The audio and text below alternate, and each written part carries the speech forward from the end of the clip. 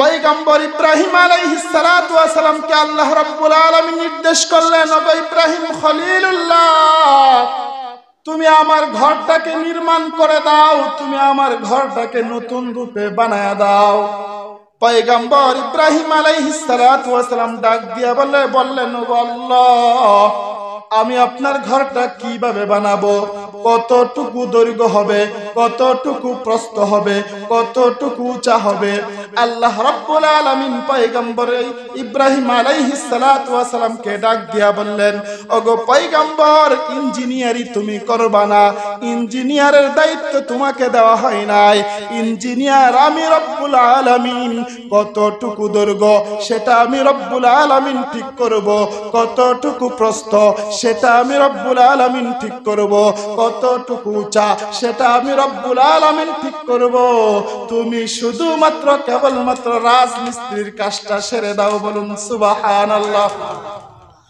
মুসলমান ভাইরা আমার, ইব্রাহিম আলাইহিস সালাতু ওয়াস সালাম তার প্রিয় পুত্র হযরত ইসমাঈল আলাইহিস সালাতু ওয়াস সালামকে নিয়ে কাবা শরীফের কাজটা ধরলেন, আল্লাহর ঘর বানানো শুরু করে দিলেন। মুসলমান, ইব্রাহিম আলাইহিস সালাতু ওয়াস সালাম হেড মিস্ত্রি, তার পুত্র ইসমাঈল আলাইহিস সালাতু ওয়াস সালাম ছিলেন যুগালী। ইসমাঈল আলাইহিস সালাতু ওয়াস সালাম পাথর এনে সংগ্রহ করে দেন, ইব্রাহিম আলাইহিস সালাতু ওয়াস সালাম পাথরগুলো গাঁথাই করতেছিলেন। মুসলমান, আমাদের দেশে যখন রাজমিস্ত্রি কাজ করে, গাঁথাই করতে করতে যখন মাথার উপর উঠে যায়, তখন মাচা বানানোর প্রয়োজন হয় কি হয় না? মাচা বানানো ছাড়া উপরে গাঁথনি করা হয় না। যখন মাথার উপর গাঁথনি উঠে গেল, পয়গম্বর ইব্রাহিম আলাইহিস সালাতু ওয়াস সালাম ডাক দিয়া বললেন, ওগো আল্লাহ, এখন তো আমার মাথার উপর উঠে যাচ্ছে, এখন তো মাচা বানানোর প্রয়োজন, এখন তো বাড়া বানানোর প্রয়োজন। আমি কাঠ পাবো কোথায়? আমি বাঁশ পাবো কোথায়? আমি মাচা পাবো কোথায়? আল্লাহ রাব্বুল আলামিন ডাক দিয়া বললেন, ওগো ইব্রাহিম, তুমি জানো তুমি কার ঘর বানাইতেছ? তুমি যার ঘর বানাইতেছ, তোমাকে সেই রব্বুল আলামিন এমন একটি অটো লিফটের ব্যবস্থা করে দিবেন, যেই অটো লিফটের মাধ্যমে তুমি তোমার কাজটা সেরে ফেলতে পারবা। সুতরাং তোমার কোনো মাচা বানানোর প্রয়োজন হবে না, ভেড়া বানানোর প্রয়োজন হবে না। সেই চিন্তা তোমার না, যার ঘর সেই চিন্তা তার। এখানে আমি একটি কথা বললাম যে আল্লাহ রাব্বুল আলামিন অটো লিফটের ব্যবস্থা করে দিবেন। লিফট তো এমনিতেই অটো, আবার ডাবল অটো বললাম কেন? এখানে একটা কাহিনী। ডাবল অটো, আল্লাহ রাব্বুল আলামিন তাকে যে লিফটের ব্যবস্থা করলেন, সেটা শুধু অটো না, সেটা কি অটো? Double auto. বলেন কিভাবে? আমাদের দেশে আমরা যে লিফটগুলো ইউজ করি, সেই লিফটগুলো যদি চালাতে হয়, যদিও লিফটগুলো অটো, কিন্তু সুইচ চাপতে হয়। কথা বলেন না কেন? আপনারা উঠেছেন, লিফটে উঠেছেন, লিফট কি সুইচ চাপা ছাড়া উঠে? হয় রিমোট চাপতে হবে, না হয় লিফটের ভিতরে যে সুইচ থাকে সেই সুইচ চাপতে হবে। 2 চাপলে 2 তলায় উঠবে, 3 চাপলে 3 তলায় উঠবে, 4, 5, 6 যা চাপেন অত তলায় উঠবে। সুইচ চাপা ছাড়া লিফট উঠবে, যদিও লিফট অটো ভাবে ওঠে। কিন্তু আল্লাহ রাব্বুল আলামিন ইব্রাহিম আলাইহিস সালাতু ওয়াস সালামকে এমন লিফটের ব্যবস্থা করে দিলেন তার ঘর বানানোর জন্য, সেটা সুইচ টিপার কোনো প্রয়োজন নাই। যখন ইব্রাহিম আলাইহিস সালাতু ওয়াস সালামের গাঁথনি করতে উপরে উঠতে হয়, লিফট অটোমেটিক উপরে উঠবে, কোনো সুইচের প্রয়োজন নাই।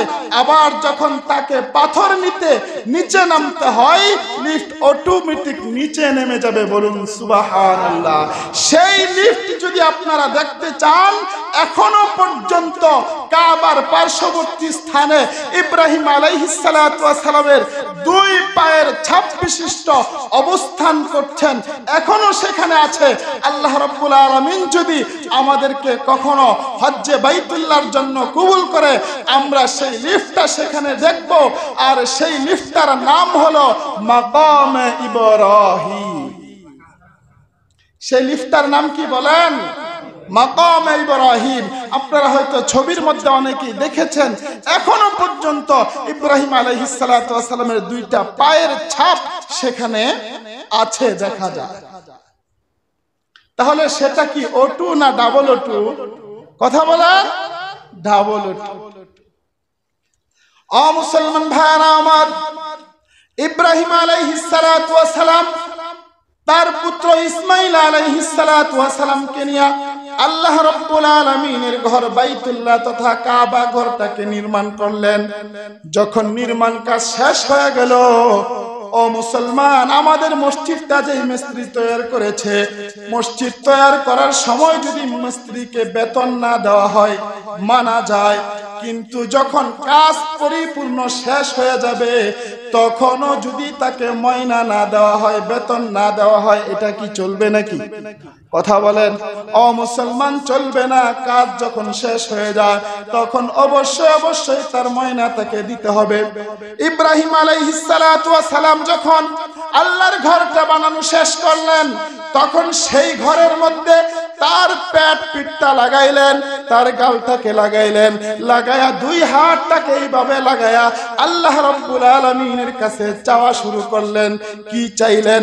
আল্লাহ রাব্বুল আলামিন কুরআনে হাকিমের মধ্যে জানায়া দেন, রব্বানা ওয়াবা'আথ ফীহিম রাসূলাম মিনহুম ইয়াতলু আলাইহিম আয়াতিহি ওয়া ইউযাক্কিহিম ওয়া ইউআল্লিমুহুমুল কিতাবা ওয়াল হিকমা। ইব্রাহিম আলাইহিস সালাতু ওয়াস সালাম তখন আল্লাহ রাব্বুল আলামিনের কাছে চাইলেন, ওগো আল্লাহ, আপনি আমার বংশ থেকে এমন একজন নবী প্রেরণ করেন যেই নবীর 4টা বৈশিষ্ট্য থাকবে। বলুন কয়টা বৈশিষ্ট্য?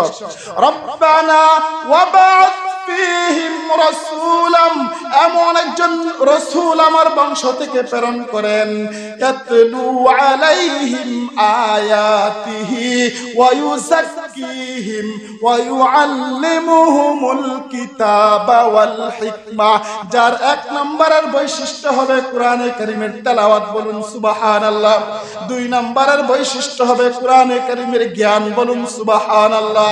3 নম্বরের বৈশিষ্ট্য হলো তাসকিয়া নফসের কাজ। এই পৃথিবীর সমস্ত মানুষকে দাওয়াত দিয়া, এই পৃথিবীর সমস্ত মানুষের দিল পরিবর্তন কইরা মানুষগুলোকে জাহান্নাম থেকে বাঁচায়া বাঁচায়া জান্নাতের দিকে আসবে। 4 নম্বরের গুণ হলো যেই রাসূলটা বড় হিকমতওয়ালা হবে। ও মুসলমান, আমি আপনাদেরকে জিজ্ঞাসা করতে চাই, আল্লাহ রাব্বুল আলামিন আমাদেরকে যেই নবী দান করেছেন, আল্লাহ রাব্বুল আলামিন আমাদেরকে যেই রাসূল দান করেছেন, আমাদের নবী এবং রাসূলের মধ্যে এই 4টা বৈশিষ্ট্য আছে না নাই? ও মুসলমান, এটা হলো আমাদের ইব্রাহিম আলাইহিস সালাতু ওয়াস সালামের দোয়ার ফসল। কারণ হলো নবীরা তো এমনিতেই আল্লাহ রাব্বুল আলামিনের বন্ধু।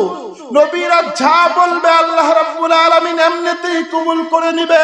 তারা তো মুস্তাজাবুদ দাওয়া। আল্লাহ রাব্বুল আলামিনের কাছে দোয়া করতে দেরি হয়, ফিরত দিতে দেরি হয় না। আল্লাহ রাব্বুল আলামিন সেই দোয়া কবুল করতে দেরি হয় না। কিন্তু যখন একজন নবী আল্লাহ রাব্বুল আলামিনের হুকুমে, আল্লাহ রাব্বুল আলামিনের সবচেয়ে মর্যাদাপূর্ণ ঘর, পৃথিবীর সবচেয়ে মর্যাদাপূর্ণ ঘর, পৃথিবীতে সর্বপ্রথম যেই ঘরটা নির্মাণ করা হয়েছে, মুসলমানদের অস্তিত্ব যেই ঘরটার সাথে, মুসলমানরা দৈনিক যেই ঘরটার দিকে তাকায়া 5 ওয়াক্ত নামাজ আদায় করে, সেই ঘরটা যদি কোনো কেউ বানায়া আল্লাহ রাব্বুল আলামিনের কাছে চায়, বলুন তো দেখি আল্লাহ রাব্বুল আলামিন তার এই দোয়া কি ফিরত দিতে পারেন? ও মুসলমান, পারেন না।